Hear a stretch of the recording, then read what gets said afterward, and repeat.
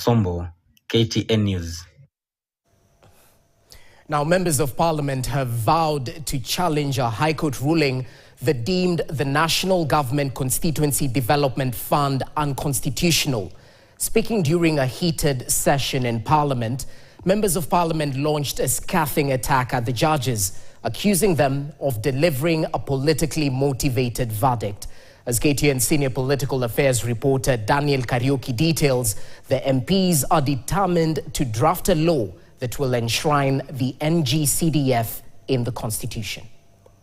On Friday, a three-judge bench ruled against the National Government Constituency Development Fund, NG-CDF, that the National Government Constituencies Development Fund Act of 2015, as amended in 2022 and 2023, is hereby declared unconstitutional. Members of the National Assembly have been granted 2 years to complete ongoing projects in their constituencies before the NG-CDF is phased out. This ruling provoked a fierce backlash from legislators who have accused the judges of playing politics. When I read that judgment, I could not help myself but clearly see that this was more of a political judgment than a legal judgment, Honorable Speaker. I have been a supporter of the independence of the judiciary, Mr. Speaker. But now I've come to believe that judiciary now is living in an ivory tower, and they must come down from that ivory tower, Mr. Speaker. MPs were united in their condemnation of the judiciary, accusing the judges of ignoring the massive development that the fund has brought across the country. The judges behaved as though they live in another country, Mr. Speaker. The way the CDF has changed the lives of Kenyans, Mr. Speaker, every person knows in this country, including judges. Do they not go home? Do they not come from villages in this country, Mr. Speaker?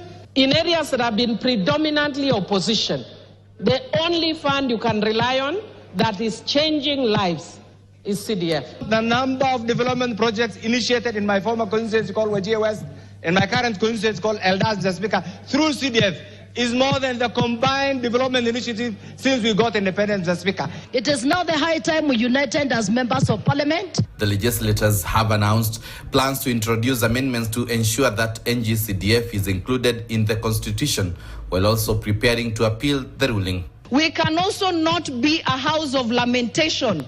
We are the ones who make the laws in this house, Mr. Speaker. The ultimate solution to all this push and pull is amendment of the Constitution. We are going to appeal this judgment, but we will also do a constitutional amendment.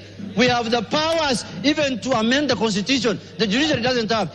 The controversy surrounding the NG-CDF is not new. Established in 2003, the fund has faced multiple legal challenges.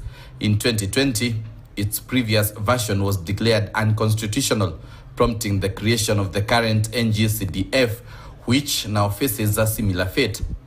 Will the appeal sail through? Daniel Kariuki, KTN News at the Parliament Buildings, Nairobi.